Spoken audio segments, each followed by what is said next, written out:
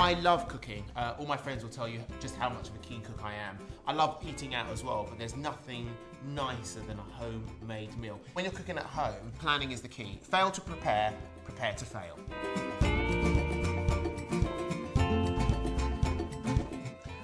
Today I'm going to cook a chorizo and red pepper frittata with a red pepper pesto. I'm also going to make then some steaks, and I'm going to make a couple of cocktails. One of them will be non-alcoholic because I don't drink. So, eggs are whisked, bung them in the fridge for a little bit.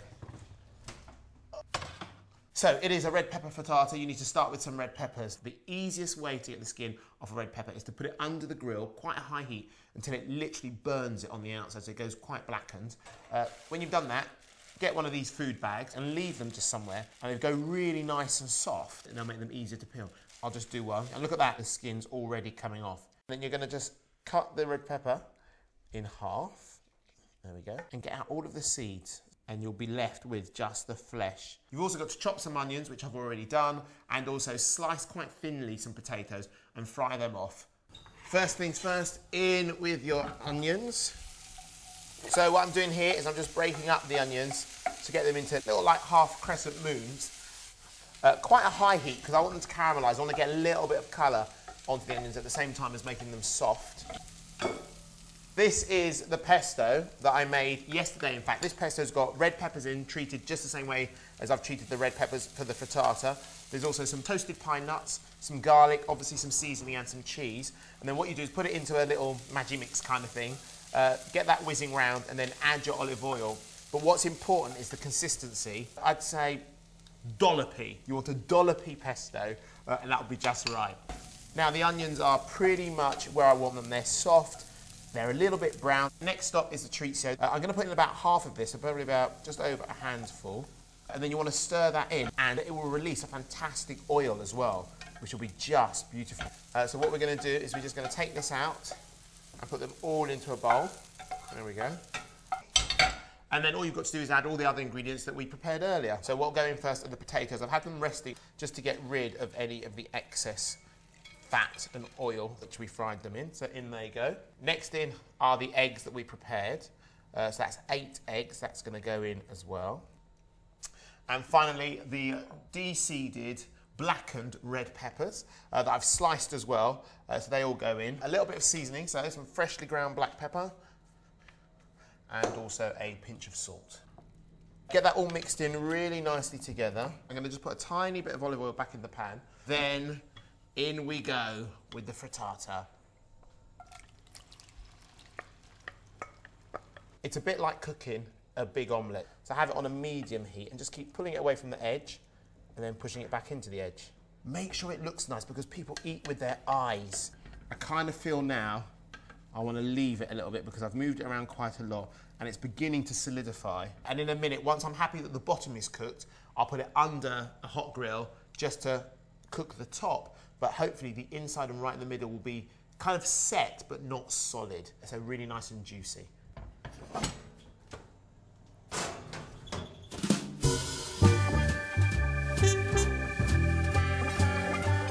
I'm going to make 2 drinks, a non-alcoholic cocktail and an alcoholic cocktail. I'll start with the non-alcoholic one. This is going to be a passion fruit and guava refresher. I've taken some grapes, put them in the freezer, and then you can kind of use them like ice cubes and then just quartered them and put them into the bottom of the glass. Now in there, I'm going to add the pulp from half a passion fruit into each. That goes in there. Then some chopped guava. That goes into the bottom of the glass as well. We've got here some guava juice. We've also got some passion fruit juice. And finally, the juice from a couple of limes. And then just give it a shake. And then all you want to do is pour. You want to then top that up with a little bit of sparkling mineral water. And to finish, a little sprinkle of some lime zest. I've called this drink Tequila Mockingbird because it's got tequila.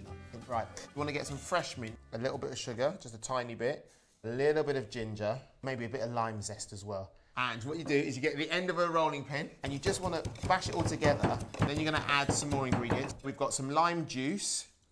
We've also got some tequila and also a little bit of sugar syrup because you don't want it to be too tart. Right, A little bit of ice into the shaker and then shake away.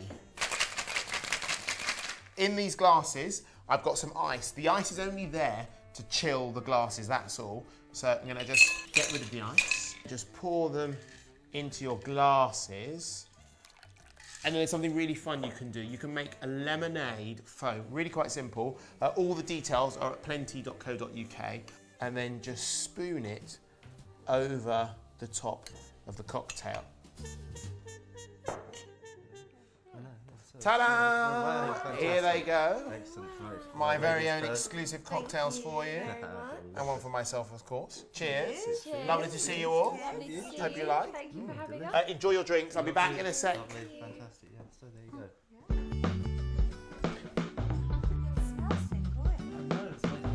Napkins. Thank you. Yes, yeah.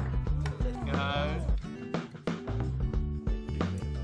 And also, because they're judging you on your hand. No, you're not either. Really? Glad you all enjoyed that. Lovely, lovely. Right, stand by for your main course. My main course is a ribeye steak with a tomato and avocado salad. In there's some red wine vinegar. I've also got the zest and juice of the lime, some dried chili, and also a sliced clove of garlic. Now, that is the marinade. Now, what I've done is I put the ribeye in there about 3 hours ago, and it really does, as you can see, it takes on the colour and the flavouring as well. Because it's very wet, what I do then, get it out, get it on a couple of sheets of Plenty, and get the Plenty to absorb up all of the moisture that's come from the marinade. Then you want to season it, both sides, and then we're going to put it in the pan. This pan has got to be as hot as you can get it. Right, I've touched raw meat, so I'm going to wash my hands. My hands are now clean, the steak is in. 2 minutes on this side, 2 minutes on the other side. For me, I think it's ready to flip now, so look at that. And that isn't burning, that's caramelisation. And I've got 2 minutes to make my salad. It's an avocado and tomato salad. Open up an avocado, chop it up, get a couple of tomatoes, chop them up. Avocado, in it goes. The tomatoes, in they go. And then I'm just going to chop up some of this parsley. So sprinkle that chopped parsley onto your salad as well. And then lots of coriander all over.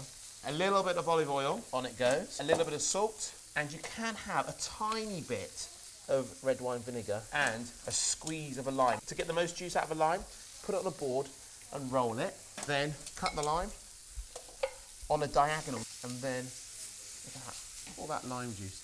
So toss it gently because you don't want to make the avocado go all mushy. Try a piece. Perfect. Genius. Do you know what? I'm going to take my steak off now. So just lift it out. There we go. I'm going to make a quick jus. So you want to put the pan back on the heat, get some of the marinade and deglaze the pan. Couple of ladles, let that bubble up and it will reduce down and then you'll be able to just spread that over the steak. I've got one more thing to do. Plate up, got to feed them.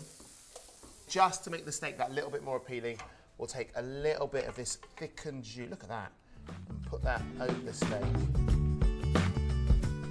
Here we go! That was great, look at that, fantastic. Hey. There we are. Bon appetit, as they say in France.